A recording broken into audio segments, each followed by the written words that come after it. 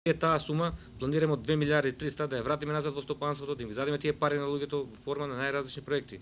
И јас верувам дека ако ние тоа го направиме, јас сум длабоко убеден дека македонските граѓани имаат знаење, имаат идеја, стручни се, способни се, и јас верувам дека со тие финансиски поволности голем дел од луѓето и сами ќе се најдат, ќе се обезбедат вработување.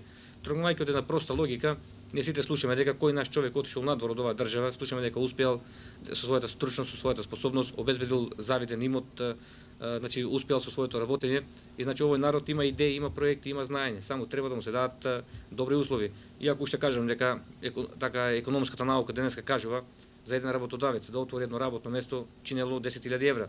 И сега вие таа сума ние која вратиме во стопанството, поделете ја со 10.000, во стар добивате 230.000 вработувања. Тоа нема тука многу голема математика, нема големи филозофии, тоа е познато, тоа се познати работи, тоа го знае сегашната власт, го знаеше и претходната, тоа едноставно тие не сакаат тоа да го прават. Од една едноставна причина, тргнувајќи од логиката дека сите тие пари они ги трошат за социјални случаи. И тргнувајќи од една логика дека доколку имаат поголем број на социјални случаи, многу лесно ќе манипулираат со луѓето, ќе ги оценуваат, али тоа е позната вистина. Доколку луѓето ви се економски зависни, многу лесно е да ги оценувате, да ги малтретирате, си едноставно да газите по нивното достоинство. Значи ние имаме намера тие пари да ги вратиме назад на луѓето во форма на тие развојни проекти, да не се гази по достоинството на луѓето, сега што ги имаме тие многу трагични ситуации, млади луѓе во екот на својата најголема работоспособност да бидат оценувани за тие бедни 2 до 3.000 денари и социјална помош. И тоа е едно газење по достоинството и чувството на македонскиот народ, и ние имаме намера сите тие работи да ги сосечеме со корен. Значи во оваа држава не спорно дека пари има. Само треба значи тие пари да се распоредат онаму каде што навистина се потребни. И само да кажам дека македонското ресторсопанство е последниот вреден објект што ја остана за продавање на оваа држава. И доколку и парите од македонското електросопанство отидат во нечии џепови, верувајте дека сите ние ќе бидеме наемни работници на тие странски компании кои што се живо и диво искупија во оваа држава. Значи македонското електросопанство е последна шанса да заживее тој економски циклус во државата, да се развие тоа стопанство, и ние имаме сериозна намера преку тоа државна банка да го направиме тоа. И како што гледате, доколку тие пари се вратат назад, обезбедуваме голем број вработување. Фактички драстично го решавате проблемот со вработувањето. А доколку ги обезбедиме сите тие вработувања, потоа таа лавина тргнува. Имате дупло повеќе вработувања, дупло поголем буџет, а чим е дупло поголем буџетот, повеќе пари за наука, за култура, за спорт и за сите останати проекти во државата. Така.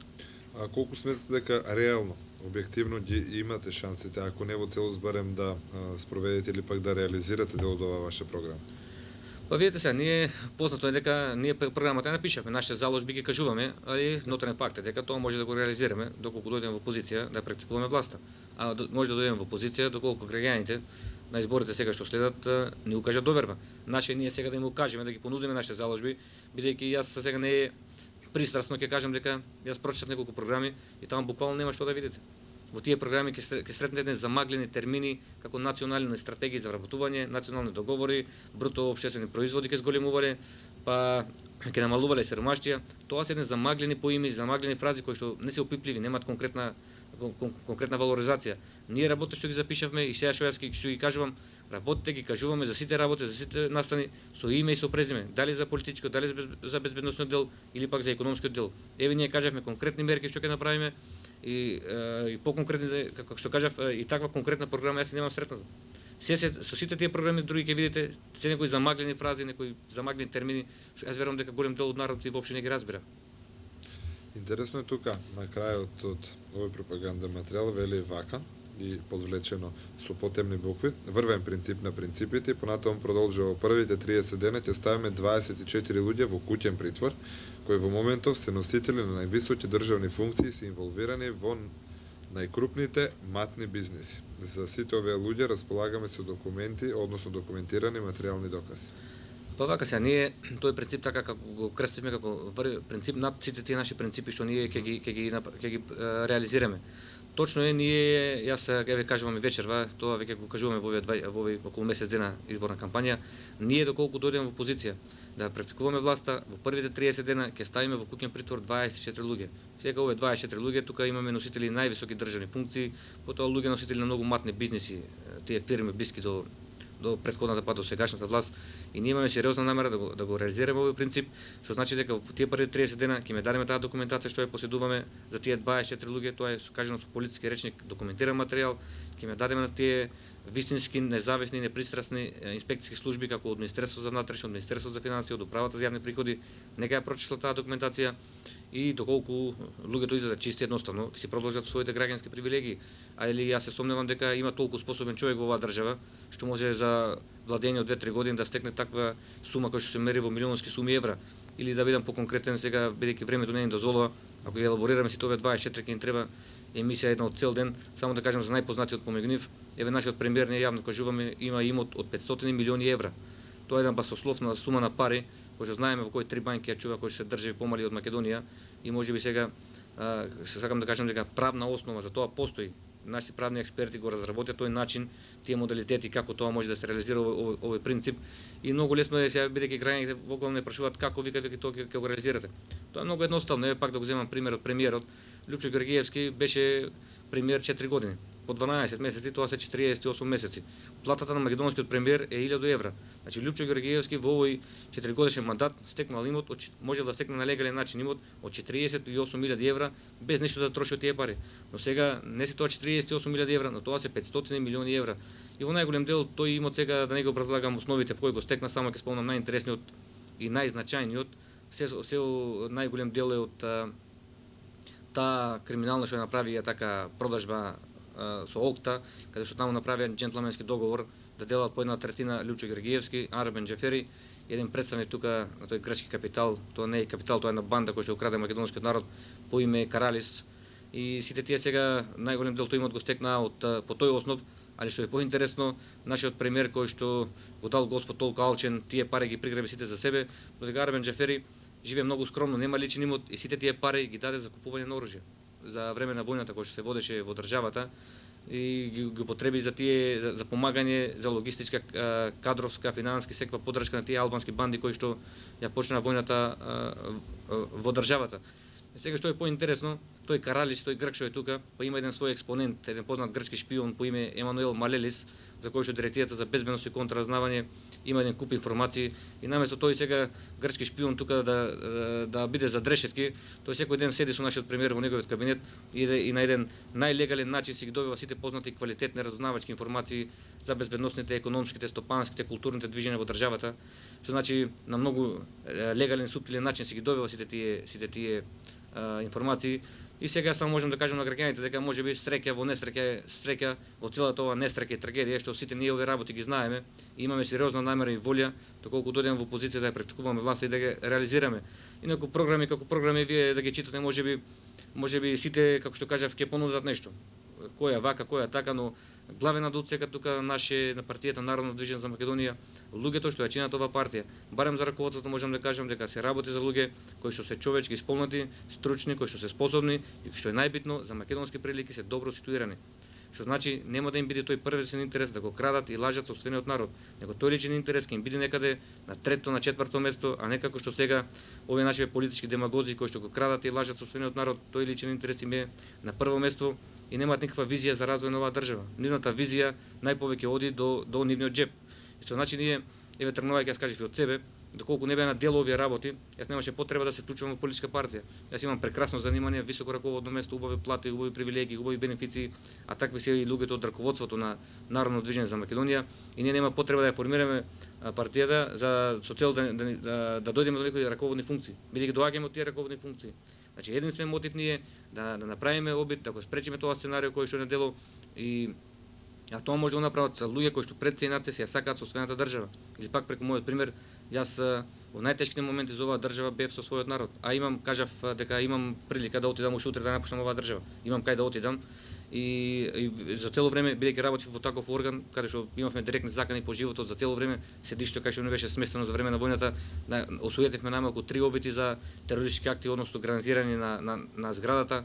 Што значи тие работи може да ги направат само луѓе кои што пред се и над се ја сакаат сопствената држава. А во овој дел во криминалот што го кажав, тие 24 луѓе тежат 1 милијарда евра. А само го направи на споредба, македонскиот буџет за годинава е 1 милијарда и 100 милиони евра. Значи таа банда од 24 луѓе тежи 1 милијарда евра и ние имаме сериозна намера сите тие пари да му ги вратиме на овој народ кој што се украдени. И јас верувам дека оваа држава економски ќе може да заживее само доколку овие мерки се реализираат. Бидејќи во оваа држава сега можеби ќе прозвучи малку чудно за гледачите, проблемите може да се решат за 24 часа. Бидејќи овие економски состојби, примерот е рецептот е многу лесен. Овие економски состојби не се резултат на елементарни непогоди. Да е Македонија зафатена од земјотреси, од поплави, од суши, од така. Овие проблеми се резултат исклучиво на човечкиот фактор, односно на таа болна желба за моќ, профит и слава на луѓето што ја изиграат до вербата на граѓаните. Сега интересна една друга работа, нешто што го споменавме уште на почетокот од разговорот. Убеден сте во тоа што го говорите и ме интересира од каде целата ова храброст која што ја добивате за да ги изнесете во јавноста сите овие податоци, бројки, имиња и презимења, и од друга страна сметате ли дека во едно време би можеле да се најдете повторно на ваква или на слична раководна функција, имајќи во предвид дека ми се чини дека со одредени бројки кои што се изнесуваат во јавноста и правите повреда на работното место, односно на функцијата која што ви била доверена. Не, јас ќе направам повреда ако одадам државна тајна кој што е од интерес за државата. А јас ги кажувам криминалните работи во оваа држава и луѓето што ја растураат државата. Тоа е, јас мислам дека обратно, ова е еден патриотски гест од моја страна и толку јас можам во моментов да ги кажам тие работи и граѓаните да ја слушнат вистината. А во законот е многу убаво кажано што значи оддавање на државна тајна. Тоа е државна тајна која е на штета на државата. А ја кажам работи во интерес на државата. Кажам работи кои растура државата, која краде државата, која лаже државата. И за жал јавниот обвинител никаде го нема да реагира. Ние кажуваме дека во војната 31 припадник на македонските полицајци и војници беа наместени и загинати, јавниот обвинител го нема. И ние сега имаме намера доколку дојдеме, бидејќи знаеме луѓето кои ги жртвуваат тие македонски војници и полицајци, тие ден денеска седат во македонската влада, тие загинаа од тие глупости што ги правеа Владо Бучковски и Љубе Бочковски како министер за одбрана и министер за внатрешни работи во таа влада на национален спас, или како беше крстена тогаш. И сега ние работи ги знаеме и имаме намера доколку дојдеме во позиција доследно да го примениме тој принцип на одговорност. Нас не е сосема сеедно или небитно дали некој ќе одговара во судот во Хаг, дали во основниот суд во Скопје или во основниот суд во Струмица. Нас не е најбитно дека овие луѓе ќе излезат пред лицето на правдата и ќе одговарат, бидејќи наместија, изжртвуваа и убија 31 македонски војник и полицаец во оваа војна, а се за потребите на тоа сценарио и за тој срамен рамковен договор со кој фактички почна и федерализацијата на државата. Сега што е поинтересно, македонските граѓани мора да знаат дека сега овие работи што ги кажувам некои во замаглена форма ги кажуваат, ја ви го слушаме и лидерот на најголемата опозициона партија Бранко Црвенковски, па го слушаме Љубиса Фифанов Зинго исто кажуваат дека овие избори ќе биле избори за спас на државата, али ако внимателно ме следат граѓаните, ние овие работи ги кажавме многу порано пред нив и што е поинтересно со еден друг квалитет. Ние работи ги кажуваме со име, со презиме и како ќе се одвиваат. Додека овие работи оние што ги кажуваат, тоа се едни обични фрази, така и служат за најобични маркетиншки и нивни потези. Инаку ние сега еве го слушаме секоја вечер Бранко Црвенковски и Владо Бучковски, кој што е така поагилен, кажуваат дека ако доште повторна позиција на власт, ќе апселе, ќе приведувале, ќе вршиле ревизија, контроли, што ли какви се небулози.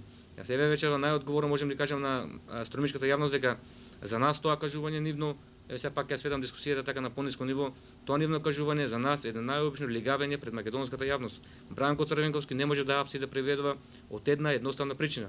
Тие 24 луѓе, тој список, еве ние јавно кажуваме дека ако е спремен може да му го дадеме и кога ќе му го дадеме, он таму ќе види дека најмалку половината се носители на матни бизниси и на фирми кои се блиски околу СДСМ, кои што ја финансираат сега во моментов и нивната кампања. Значи тие луѓе не можат сами меѓу себе се апсат, доколку дојде во позиција пак да ја освојат власта. Тоа граѓаните мора да го знаат, бидејќи овие работи што ги кажувам, може да ги направат само нови луѓе кои што се човечки исполнети, кои што се стручни, кои што се способни и пред се и над се ја сакаат собствената држава, а што е најбитно за македонски прилики, се добро ситуирани. Вие сега не можете да му верувате на македонскиот премиер секоја вечер при неговото излагање најмалку 5 до 10 пати го спомнува Господ. Он не може да се повикува на Господ. Како може еден човек да се повикува на Господ кој што натрупа толкаво богатство, крадејќи го и лажејќи го сопствениот народ, а од друга страна знаеме дека едно од основните канонски правила запишено и во Библијата е дека секој човек треба да живее од својата заработувачка. И тоа е за мене Бранко Црвенковски и Лјупчо Георгиевски не се ништо туку едно исто. Они, али за жал, просеа една омраза по Македонија, каде што луѓето вие се денеска гледате, дури не се сакаат помеѓу себе роднини и пријатели ако припаѓаат на различни политички партии, а само ги кажам дека ве спомнав и во Струмица пред известно време, тамо 10 дена, во Скопје во еден порепрезентативен кафич во Скопската нескалба кафиччет, многу убаво седеат двајцата и така се забавуваат до утринските часови. А гледате секоја вечер по медиумите, едно обично глумење лудило пред македонската јавност, како наводно жестоко се расправаат, како се упатуваат заканувачки тие така зборови со заканувачки тонови. Јас сакам да убедам македонската јавност дека дозволивме еднаш да не излажат 98, дозволивме уште еднаш да не излажат и сега ако дозволиме уште еднаш, веќе нема потреба да ја бариме вината кај нив. Така, за на крај само уште две работи. Конкретно ме интересира кога луѓе од вашата партија би били избрани за да влезат во новиот состав на парламентот на Република Македонија.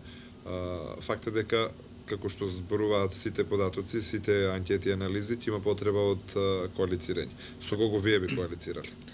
Видете сега, без огледа од овие двете така условно кажано поголеми партии што се перчат секој вече пред македонската јавност како така биле моќни и силни, јас мислам дека нема толку моќна партија што може да го освои тој законски цензус од 61 пратеник па самостојно да формира влада. Ние за околу предизборното коалицирање одлучивме да не одиме со никој, да одиме сами. Од една едноставна причина, бидејќи без разлика што на гласачкото ливче сега ќе има 22 кандидатски листи, таму најголем број од тие партии, 80% се човек партија, направени по нарачка и едноставно, кажано нарачки, служат за матење вода пред секои избори. Реално се надпреваруваат 5 до 6 политички партии. Сега гледајќи ги тие така порелевантни 5-6 политички партии, ние видовме едноставно нема со кого да коалицираме. Еве земете со кого да коалицираме, дали со Павле Тројанов, дали со Љубесев Иванов Зинго, дали со Саво Климовски, дали со Борис Мејковски, дали со Борис Стојменов, дали со Васил Тупурковски. Видете ги тие луѓе без исклучок, ќе видите дека сите